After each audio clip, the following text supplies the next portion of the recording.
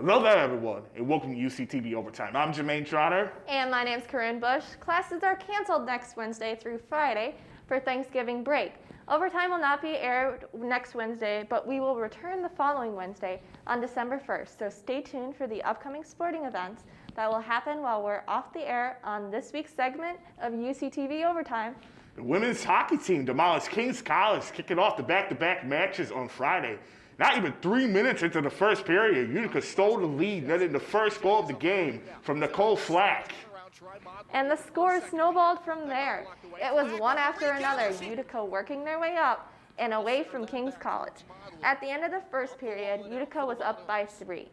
Leading off the second period, Hannah Keating scored a triumphant first goal of the period, setting UC up for another 6 consecutive goals in the second.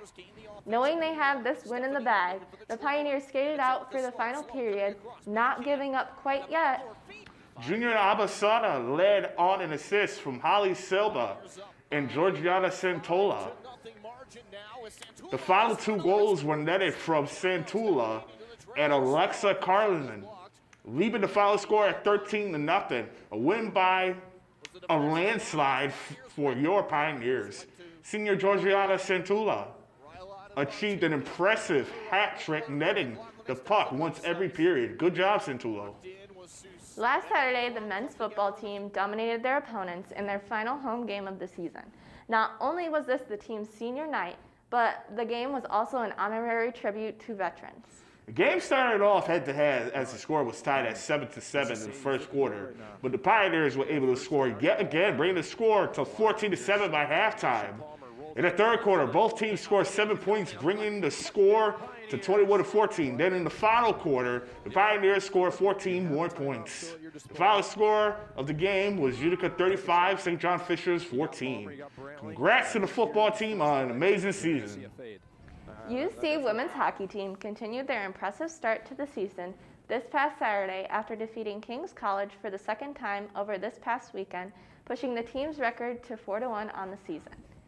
Georgiana Santula extended her point streak to 4 games as she was able to break open the score just after the first 5 minutes into the first period, with her 10th goal of the season. From there, the Pioneers continued to pile it on as they scored 2 more points of the next 2 periods. In the third, the Pioneers showed off their special team skills as they were able to net 2 power play goals in the last 6 minutes from Erica Sloan and Slantolo. Goalie Angela Hawthorne stopped all 11 shots she faced for her second straight shootout. UC will now get prepared to travel to Maryland, where they will have back-to-back matchups against Stevenson University.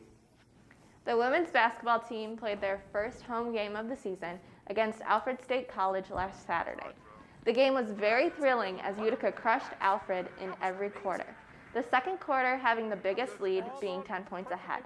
Our biggest contributors to the scoreboard were Pioneers Sydney Prisgoda, who scored 18 points, and Juliana Bolu, who scored 14 points. The final score of the game was 74-49, making UC the winner. Tuesday, the women's basketball team scored a win against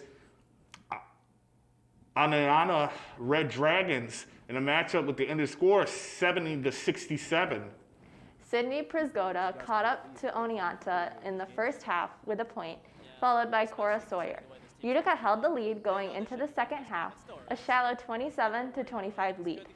With just over 2 minutes remaining in the game, Oneonta had the lead, but a quick turnaround allowed Utica to tie the game thanks to Patrina DeMarco. Going into overtime, Utica took the lead by 6 points with less than 5 seconds remaining. Oneonta scared the Pioneers with a 3-point attempt on the basket, but missed.